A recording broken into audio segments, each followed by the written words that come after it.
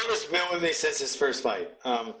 Glover, my guy beat Glover in both of their first fights. He actually stopped Glover in their first fight. It was both of their first fights. And I was so impressed with Glover. I went in the dressing room after the fight. I go, bro, you're going to be back. You're tough as shit, man. You're going to be great. And he goes, hey, can I train with you? I go, well, you live in Connecticut. He goes, I'll move. So he moved out here, moved into my guest house, and started teaching the kids class to pay his rent. Wow. Nice. Wow. Unbelievable guy. So he trained. So my homework for him every night was I'd give him videos to watch, and mainly the was Mike Tyson. Yeah. And if you remember the beginning of Glover's career, it wasn't all about taking down and ground and pound. He was knocking people out like with his overhand right, left hooks. He was more that kind of fighter. And it's just unbelievable to watch him come over here illegally, and then go back and then come over here legally again. He had to go redo it. But he comes over. He's a gardener, right? So he's a gardener renting a little apartment in Connecticut.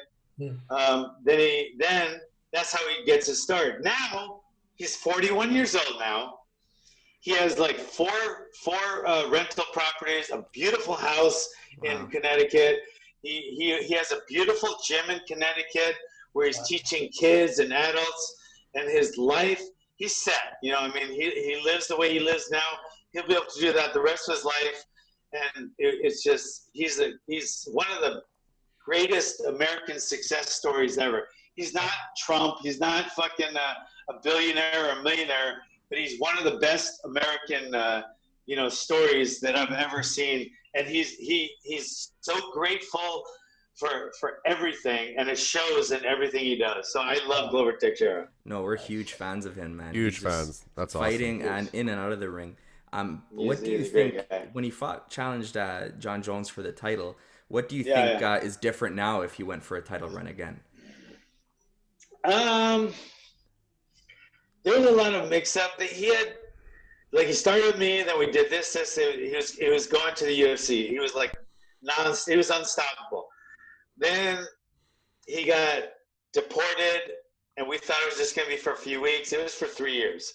A lot of stuff happened then. And then he came back, and there was some financial things, and he just couldn't get the camps right because, I love him to death, but I got my stuff. It's here in California. So I'll travel for a week or two here and there, but, I'm based here. So he just couldn't get it down, and so that camp wasn't a great camp. Number one. Number two, he ripped his labrum in the first round. If you realize, it was like the first.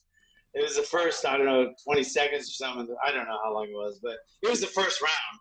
He ripped his labrum, so he wasn't throwing it as much, and that's his power. And I was like, he wouldn't tell us in the corner. He wouldn't even tell us because he knows I would have stopped in the corner because I'm known as the stopper in the corners.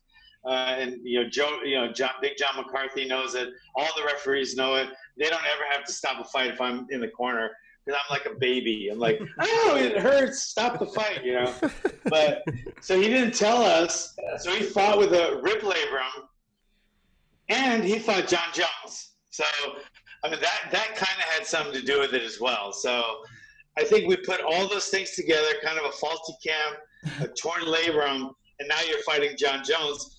Just the last of those three, that'll defeat 99% of all the other light heavyweights that ever lived, right? Mm-hmm. So, I think right now he's in a different place in his fights.